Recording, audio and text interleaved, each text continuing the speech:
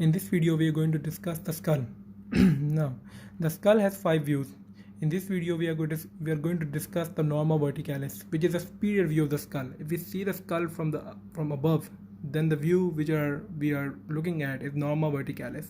Now, first of all, we will see that what are the bones which are involved in Norma Verticalis.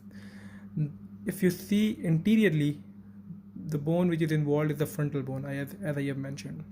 Now, as we go behind the frontal bone, there are two parietal bones on each side. Parietal bone is a paired bone and frontal bone is an unpaired bone.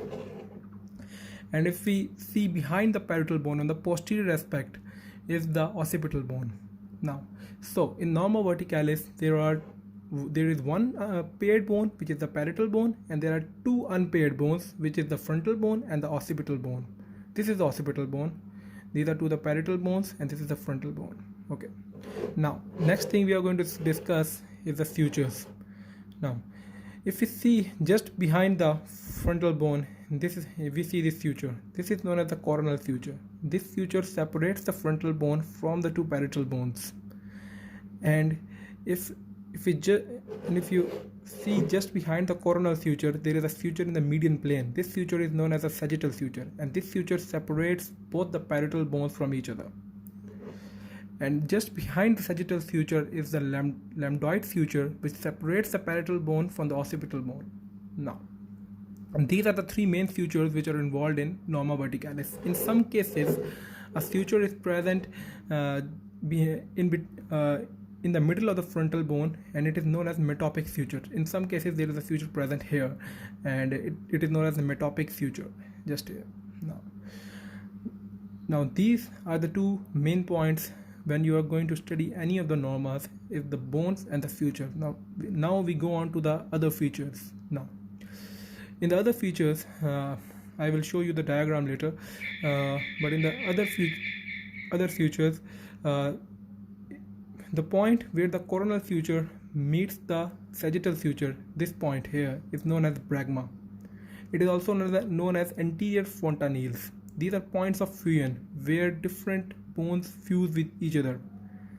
And the point where the parietal suture meets the lambdoid suture, this point is known as lambda. This is bregma and this is lambda. And lambda is known as posterior fontanelle, and these are the points of fusion as I have told.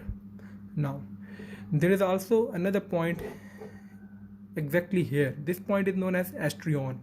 Now, astrion is a point where the lambdoid suture, this suture, divides into two more sutures. One is a parieto-temporal suture and the other is the parieto-occipital suture. Now, the parieto-temporal suture divides the parietal bone, separates the parietal bone from the temporal bone, and the parieto-occipital suture will separate the parietal bone from the occipital bone.